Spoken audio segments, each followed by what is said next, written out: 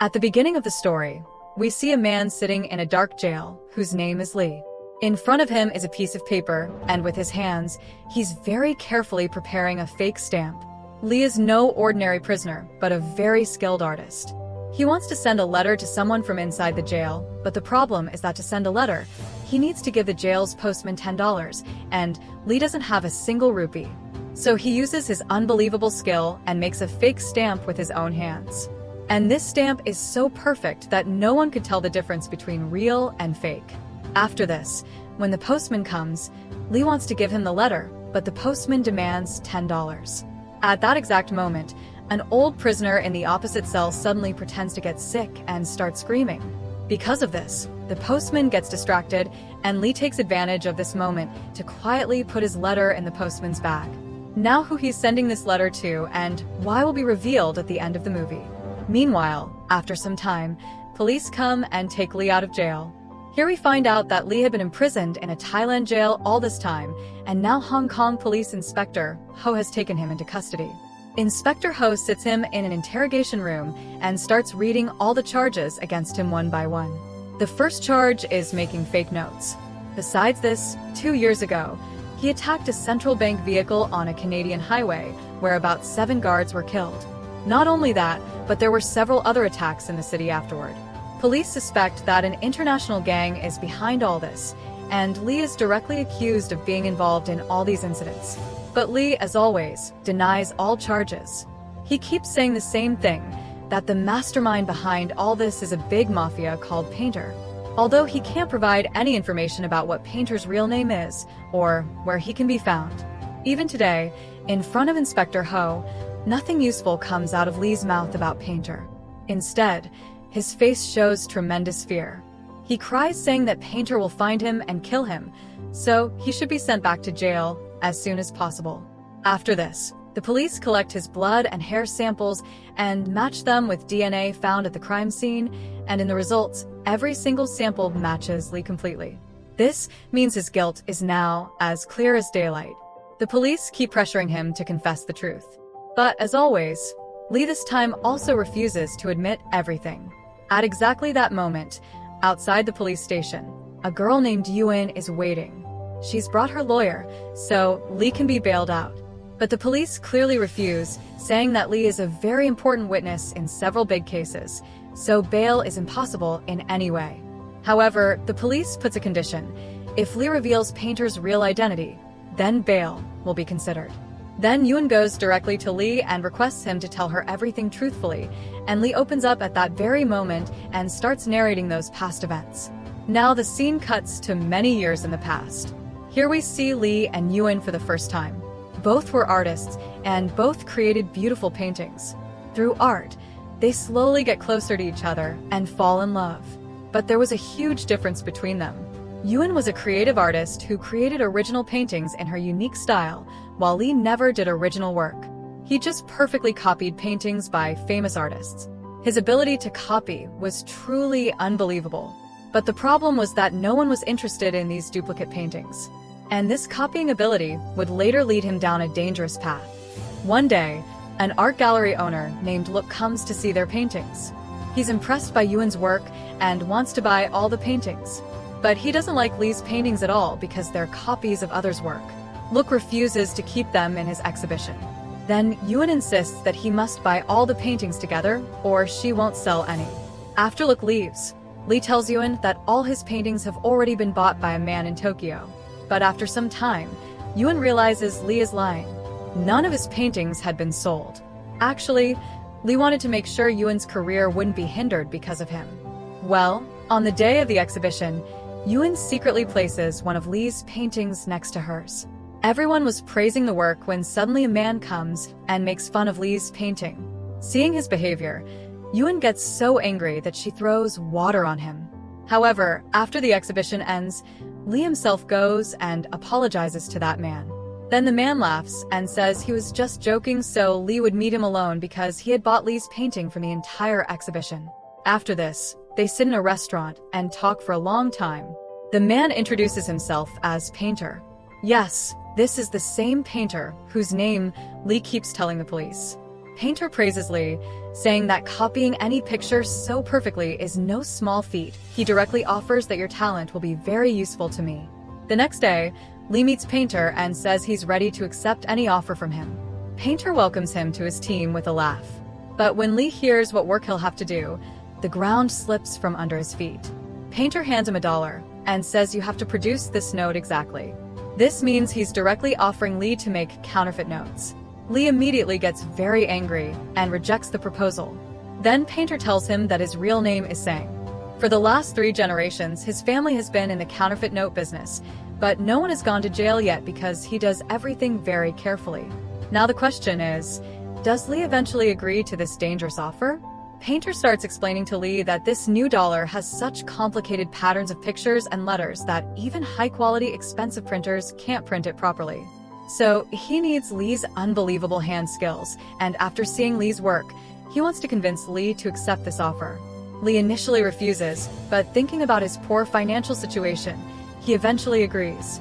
At that time, Yuen was going to America for an exhibition, so Lee quietly leaves without telling her anything. Meanwhile, Painter takes him to Canada by plane. There he introduces him to his entire team. This team includes some masters with 20 years of experience in making counterfeit notes. Everyone is an expert in something or other. They all sit together to plan a big scheme for making counterfeit notes. Here we understand that copying an American dollar is not child's play. Every US dollar has a photo of Benjamin Franklin, and this photo is made through several fine layers.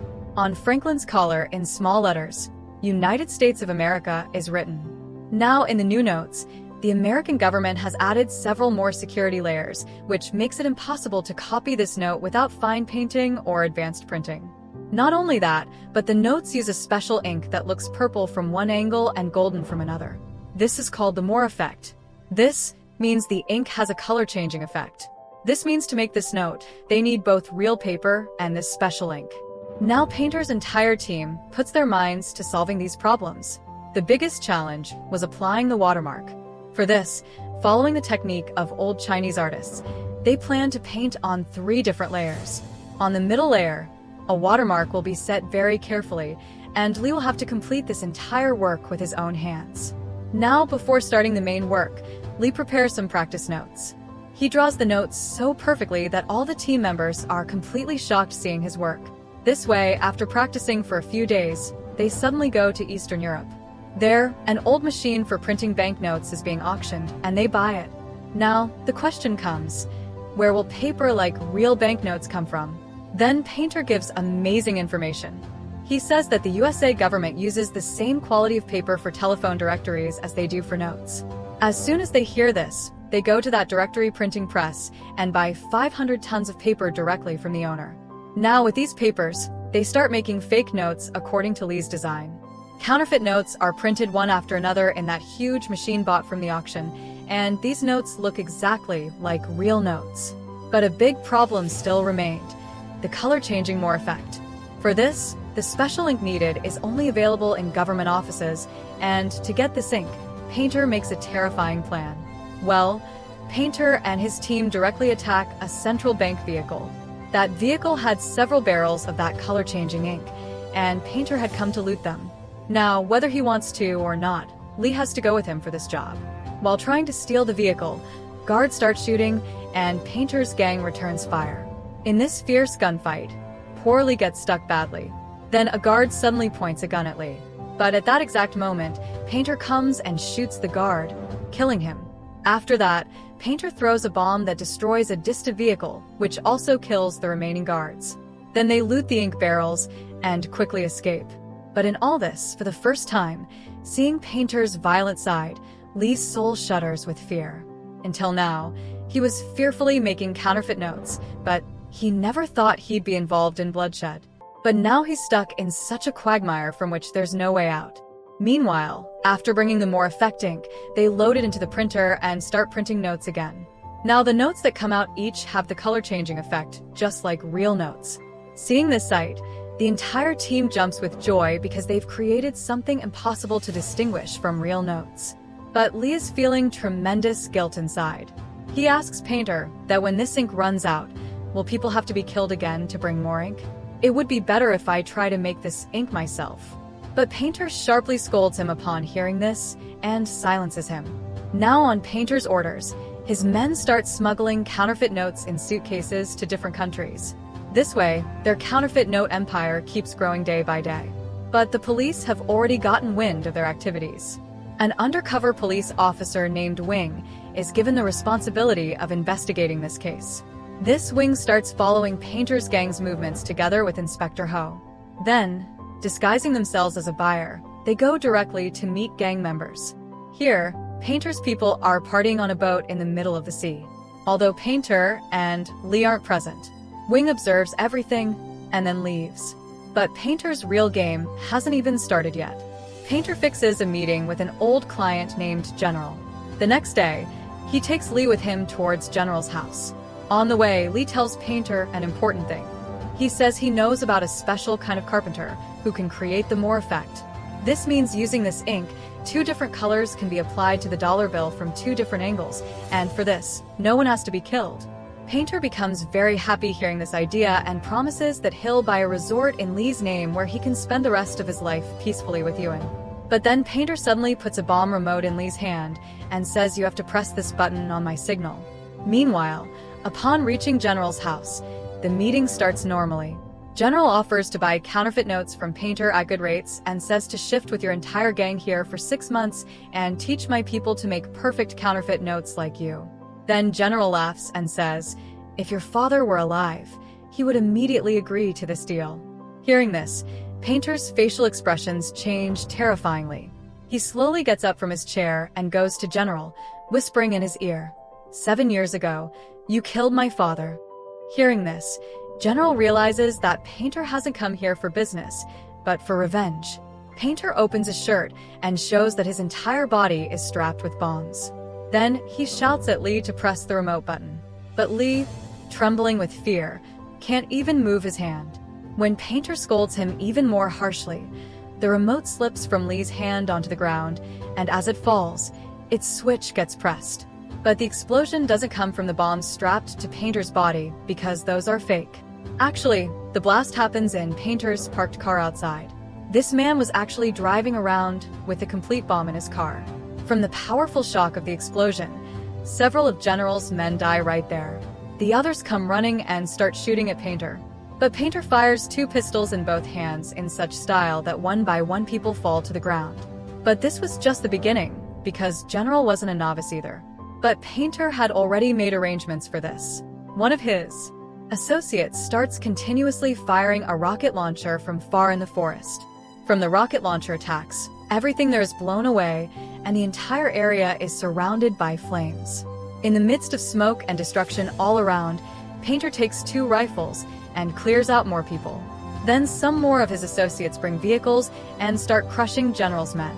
During all this, some of General's men enter the forest and eliminate the guy firing the rocket launcher. In the midst of all this, poor Lee crouches in a corner trying to save his life. This gunfight lasts for quite a while. Finally, General himself arrives in an armored car and starts direct firing at Painter. But Painter jumps in a powerful style and shoots at him. He aims at the right part of the vehicle and flips the entire car. This way he also finishes off General. But during this war, a girl named Ching who worked for General catches fire. Lee runs and puts out the fire, but by then her face is badly burned. On the way back, Painter takes her to the hospital and then demolishes General's entire hideout with explosives. About a month later, Ching slowly recovers from her injuries. Painter gives her a new ID and passport with the name Ewan written on it. Seeing this, Lee gets very angry because Ewan is his girlfriend's name. But Painter doesn't pay attention to his objection.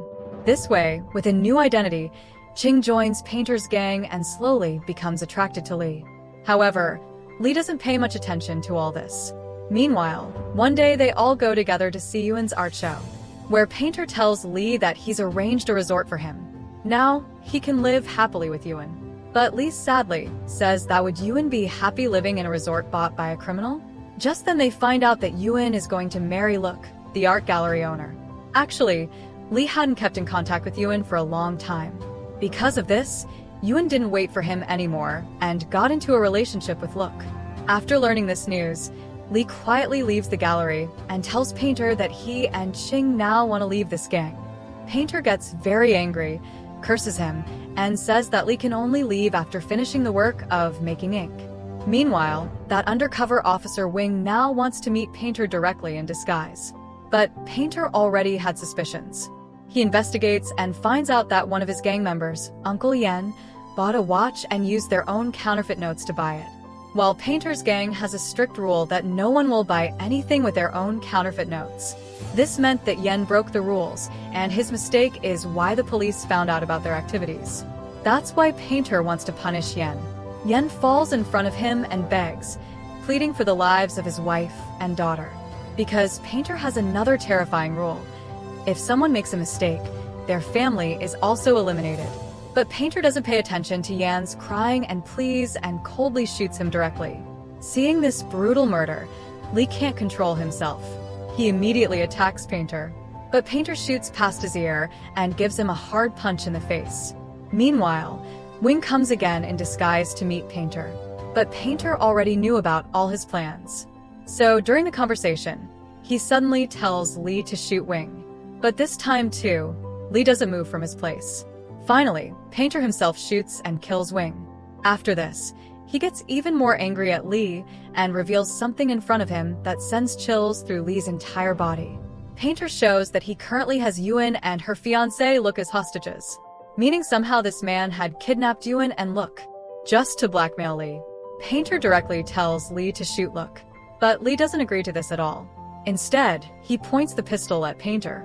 During this time, the trigger is pressed and wild gunfire erupts, in which Look is killed. After this, a fierce gunfight starts between Painter and Lee. During this, Ching comes and eliminates Painter's men one by one.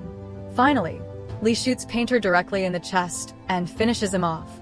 Meanwhile, Lee wants to save Yuan, but Ching threatens to kill Yuan and stops him. Actually, Ching had become quite attracted to Lee, so she doesn't want Yuan to go to Lee in any way. Lee has no other option left, so he's forced to leave Yuan there and escape. After this, he takes a bag of money and goes to that resort that Painter had bought for him. The next morning, Lee reads in the newspaper that police haven't found Painter's dead body. Then only one thought comes to his mind, that maybe Painter didn't die and will take revenge by killing Yuan. So, Lee quickly leaves to save Yuan. But in the meantime, police come and arrest him on the way. So after that, what happened is what we saw at the beginning of the movie. The police puts a condition on Lee that if he reveals all information about Painter, only then will he get bail. And the same Yuan he left behind comes to save him, because Lee wrote a letter from jail apologizing to her. Remember the part at the beginning of the movie about sending a letter with a fake stamp? That letter was actually sent to this Yuan. Now, following Yuan's advice, Lee tells the police everything truthfully about Painter from beginning to end. The police asks him to make a sketch of Painter. After that, he gets bail, and the police drops him at a hotel. There, Lee apologizes to Yuan, and a romantic moment passes between them.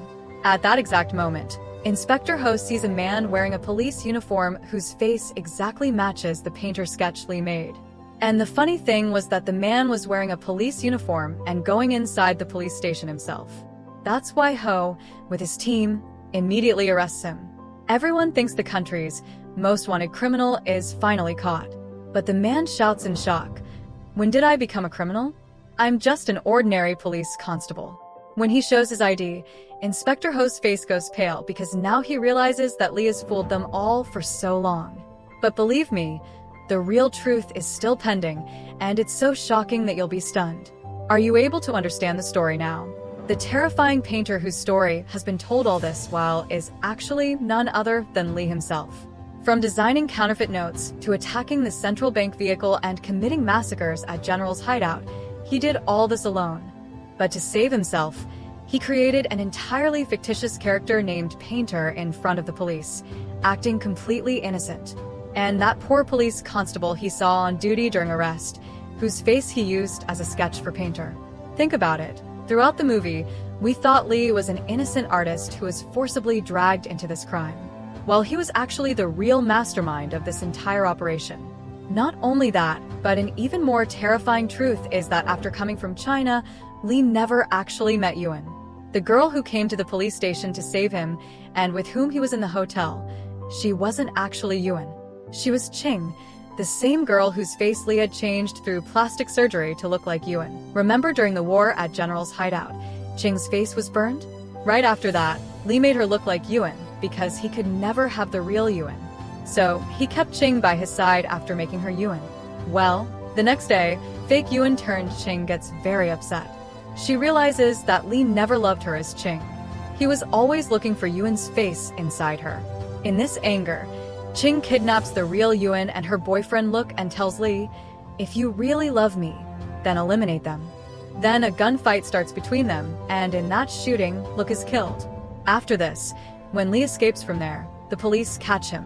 But that same Ching comes again to save him because Lee had written her a letter from jail, apologizing. Now, after knowing all this truth, Inspector Ho immediately rushes towards the hotel. But by then, it's too late. After eliminating all the guards at the hotel, Lee and Ching have already escaped. Now both of them are on a boat and fleeing far away from Hong Kong by sea.